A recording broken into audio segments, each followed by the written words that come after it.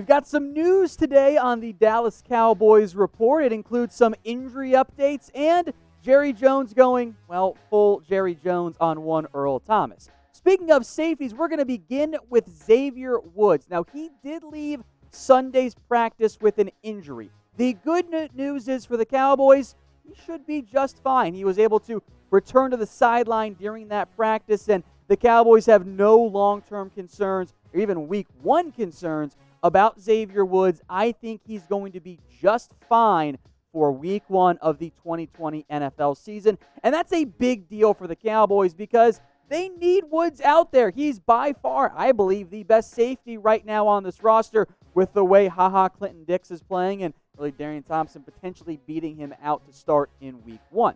Speaking of safe, I hope everyone is being that out there. And if you need a new face mask, go get a Cowboys one. They are available at chatsports.com/Cowboys mask. They've got individual ones. They've got 3-packs. That American-themed one you saw is actually on sale. The only one we're going to show you that's on sale right now. They got 2-packs. They got 4-packs and a whole bunch of different styles and colors and schemes. A ton of variety. And if you're going to go to a Cowboys game this year, you're going to have to wear one. So you might as well wear a Cowboys one. It's available at chatsports.com/Cowboys mask.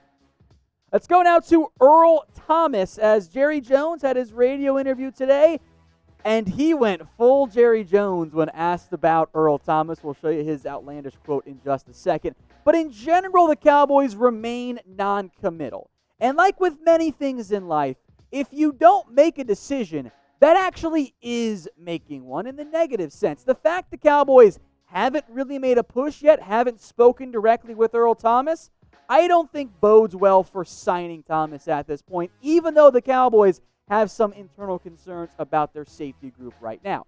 But here was the quote from Jerry. It would be a misleading thing to say we haven't discussed him, and it would be a misleading thing to say that we have. Now, I am fluent in Jerry Jones speak, and even this one gave me some trouble. In reality, it's gibberish. It doesn't mean it means that Jerry Jones doesn't want to talk about Earl Thomas right now, and they're not going to let the rest of the NFL have any insight into what they're thinking about him right now. But I think there are some concerns right now about the safety position. Darian Thompson might very well start over Clinton Dix in week one. Maybe Donovan Wilson gets a chance, but there's not a whole lot of depth. So Earl Thomas does make some sense on the field. I think the Cowboys and much of the NFL is actually concerned about some of the off-field issues. So what is the percent chance that the Cowboys will end up signing Earl Thomas? Guys, I know a lot of you want to put in big numbers. I don't think it's very high. I don't think there's a great chance the Cowboys get him. I think if you're going above 25%, probably a little bit too much. Let's go over to Amari Cooper now, and there's something up with Cooper because he missed team drills for 3 straight practices. The Cowboys say, oh, no, there's no injury. There's nothing wrong whatsoever. And they kind of, McCarthy and Jerry Jones both mentioned like how they were tracking Cooper using technology. I think they're concerned about him getting another soft tissue injury. I think they believe there's some preventative measures they can take using health and tracking and all of that, which is fine. It is worrisome, though, because all last year the Cowboys were like, oh, no, Amari Cooper's fine, when clearly he wasn't fine last season. And that he's missing practice as we get closer to cut-down day and we get closer to the start of the season.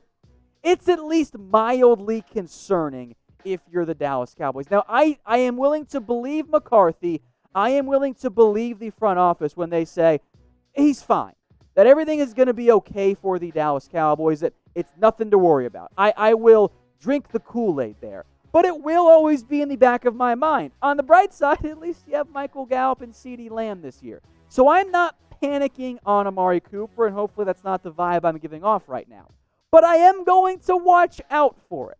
So what is your panic level right now on Amari Cooper? Rate this for me on a scale of 1 to 10. I think it's certainly on the lower end.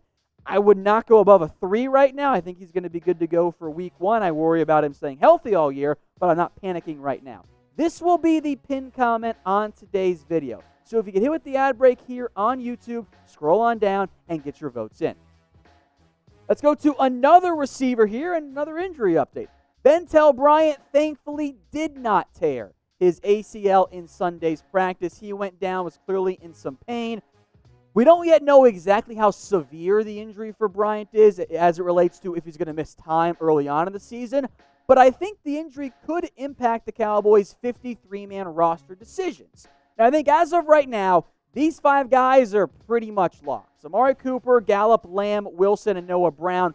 I think those are going to be your top 5 receivers. Maybe the 4 or 5 order could change, but those guys are going to make your team. So the question becomes, is there a wide receiver 6? And if there is, it might come down to Devin Smith, Ventell Bryant. I think John V. Johnson and Aaron Parker could be practice squad guys.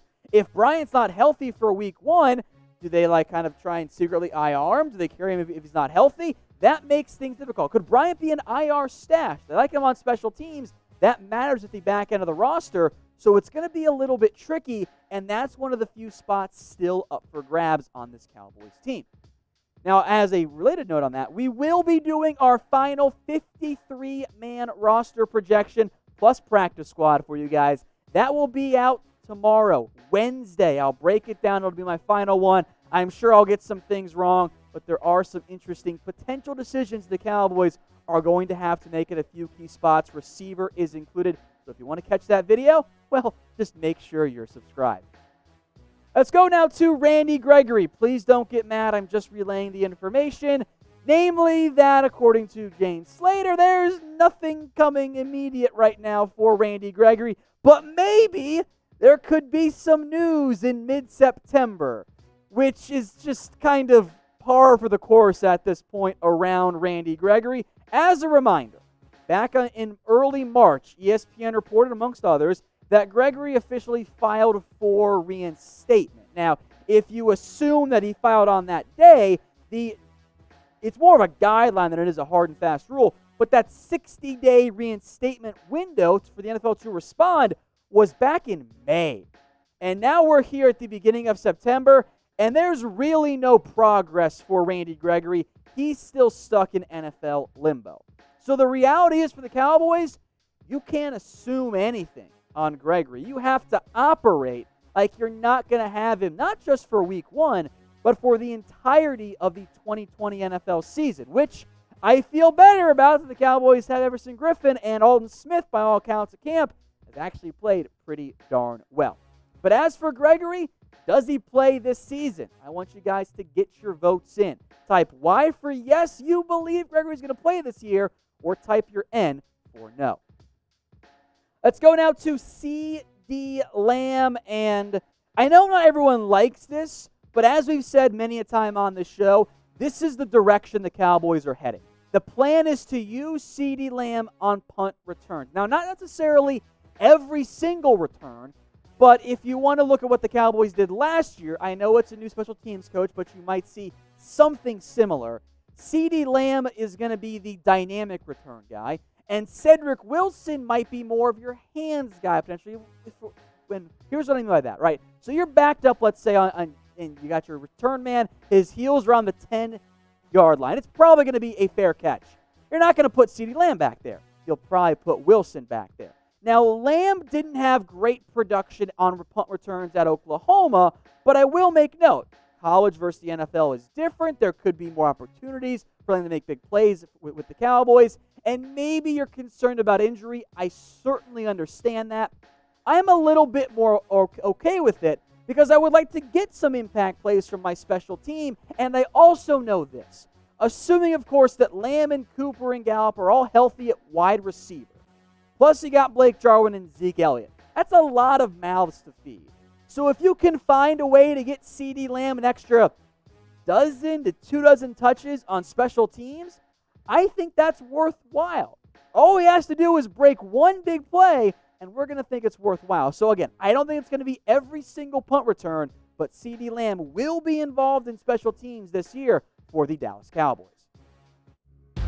Hey Cowboys fans, thanks for watching the Cowboys Report. If you haven't already, click right here to subscribe to our channel for all the best Cowboys coverage on the internet. That's news, rumors, highlights, mailbags, film studies, and a whole lot more. And I'm making your lives a little bit easier as well with the next Cowboys Report video right here.